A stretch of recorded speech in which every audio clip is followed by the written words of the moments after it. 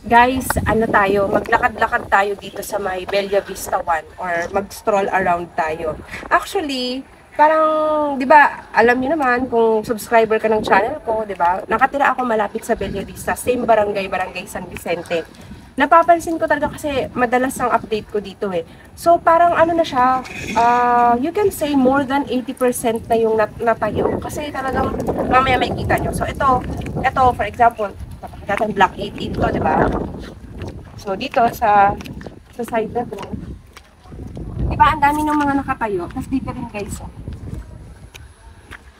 dami ng mga nakatayo. Actually, ang dami kong napapansin dito, nakikita, mga nagpa-gate and fence na. Tapos, pina-enclose na nila yung service area nila sa likod. Ang maganda kasi dito, guys, kapag ka nakalipat ka na, or yung magkakaroon, di ba may sarili kang contractor, pwede mo yung kausapin makipag-arrange ka ng magkano yung quote nila, papagawa ka ng gate and fence para pag lumipat ka. Para to sa mga wala naman kakilala sa area ng mga contractor. Mas maganda na yung, di ba, yung kung sino yung gumawa ng bahay mo na contractor, yun na rin yung sa gate and fence kasi alam mong trusted, di ba? And at the same time, baka may napapansin nyo, sabihin nyo, oh, may mga vacant lot pa, baka pwede ko pang makuha yan. Ang Bella Vista Phase 1, kasalukuyang sold out. From time to time, may pa isa-isang reopen, pero medyo madugo siya guys, kasi paunahan talaga. Kung gusto mong mauna dyan, ang technique dyan, kontakin mo kaagad ako. Kasi sasabihin ko sa'yo, ang dapat mong gawin para mauna ka sa Bella Vista Phase 1. Kung ikaw ay mabagal at wag na, kasi, or indecisive, wag na, kasi hindi ka makaka-avail. Kapag kasi ang Phase 1, nagkaroon ng reopen, pag sinabi ni developer, reopen one slot, within 5 minutes, dapat matransfer mo na yung reservation mo. Kung hindi ka willing gawin yan guys, hindi ka makaka-avail ng Phase 1. Yes, ganyan po, kadugo ang kompetensya sa Phase 1, Bella Vista. So, kung ikaw yung buyer na talagang seryoso ka, dapat mabilis ka, di ba? So, itong Phase 1, kahit nakikita nyo na may mga vacant lot dito, lahat po yan may owner. Kasi dito, buy and build, dapat tapos mo muna yung 24 months down payment bago itayo yung unit, di ba?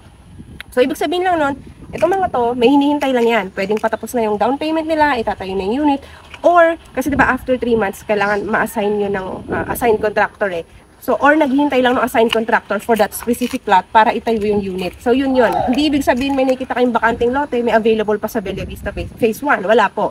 Kung willing to wait ka naman, pre-selling, diba, matagal-tagal pa ng konti. So, mag-phase 2 ka para mas makasave ka. Pero yung iba kasi mas gusto nila madaling makalipat o kaya naman yung may community na, yung katulad nitong Phase 1, yun, dapat nyo na akong kontakin kaagad pag ganun. So, lakad-lakad pa tayo pa. Kita ko sa inyo yung update ngayon. Today is Sunday, December 10, 2023.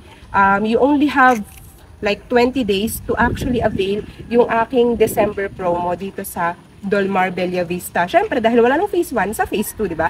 Para sa mga, ang hanap ay pre-selling na walang big cash out. Pag nag-Phase 1 ka kasi, may malaking cash out na yan. So, tara guys, lakad-lakad tayo. So, ayan guys, again, sabi ko nga, mag-stroll ulit tayo dito. Today is Sunday, 10 December, di ba? So, ito, kita, ang dami na sa blocks. Ito, block 17 to.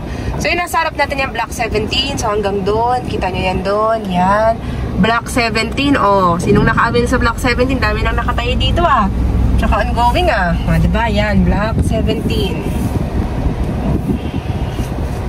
So, gaya nga ng sabi ko guys, Bella Vista Phase 1, sold out.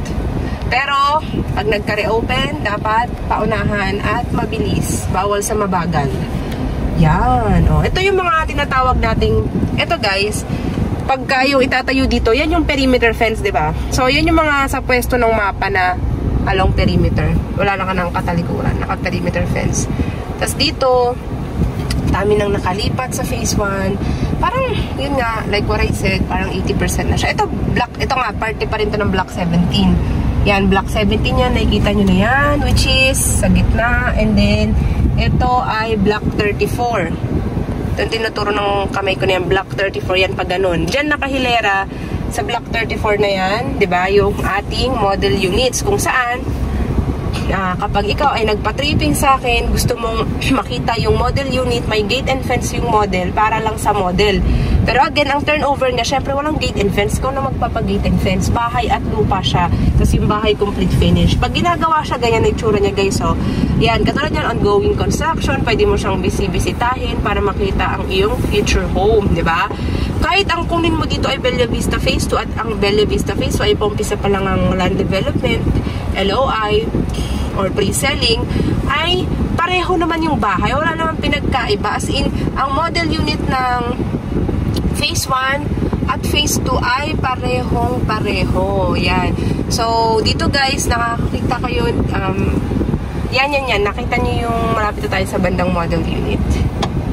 Yan. Ito kasi yung ating main subdivision road. Yung dinadrive ko ngayon, ito ay 12-meter wide road.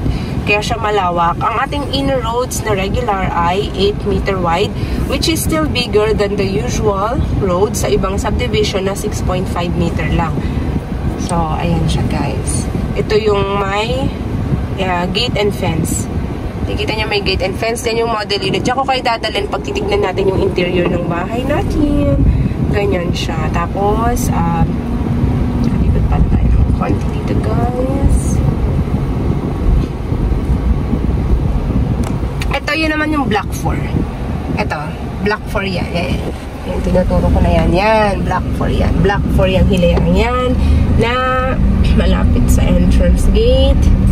Yan. Sa block 4, ang dami niya rin tinatayo. Nung nakaraan, parang 2 unit pa lang. Pero ngayon, ang dami na. Parang may 10 na ditong ongoing eh. Or tapos eh. Or mahigit. Yan, diba? Pag diniretso yan, yan na. Entrance gate na yan. Pero kaliwa tayo para mapakitaan ko pa kayo dito sa side na to. Ng kung gaano nakarami yung mga naitayo dito sa Bella Vista 1. Diba? Kasi yung iba kasing medyo sila, hindi mo maiwasan yung ibang buyer, parang nagdududa baka mamaya magbayad tapos hindi maitayo yung bahay. Guys, the developer is Dolmar Land. Dolmar Land has been in the industry for more than 50 years. Baka mas matanda pa sa'yo. Napakadami na nilang projects na nagawa at may mga condo pa nga sila maliban sa house and lot sa Bulacan. Meron pa sila sa Manila na mga vertical projects, hindi lang horizontal. So, sigurado ka guys, 'di ba? Sigurado ka sa developer mo. Kaya wala kang dapat ipagbahala. Just do your part as a buyer, 'di ba? Kasi may responsibilidad ka rin.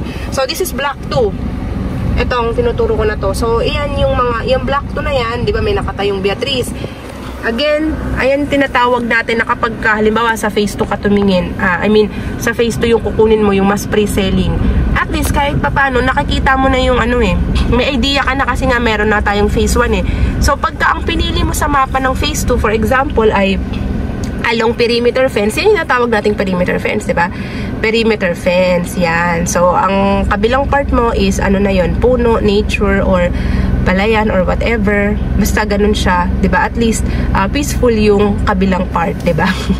Safe yung kabilang part. Tas naka-perimeter fence, so medyo nakalibre ka ng konti sa bandang likod na kasi nga di mo na pa sara yung likod eh kasi perimeter fence na siya. Yun tinatawag nating along perimeter fence.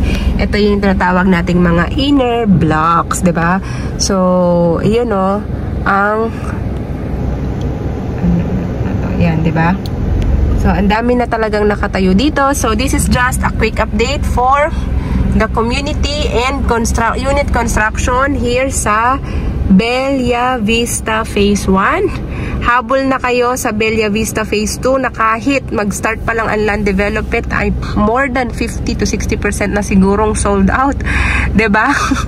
Kaya kung hindi ka nagmamadali, mag-pre-selling ka para walang big cash out. Pag nag-phase 1 ka kasi naghintay ka ng reopen dito kasi sold out nga siya ngayon, may cash out na siya. So, anyway, guys, you just have to contact me directly. Bawal pong mag-walk-ins dito. Importante na ikaw ay may assigned realtor. Para naman, guys, hindi nasasayang yung oras nyo na sasagot lahat ng tanong nyo at na-assist kayo ng maayos. Hindi kayo parang hirap at lutang sa inyong home search, diba? Kailangan smooth lang ang inyong home journey. So again, this is Nicole.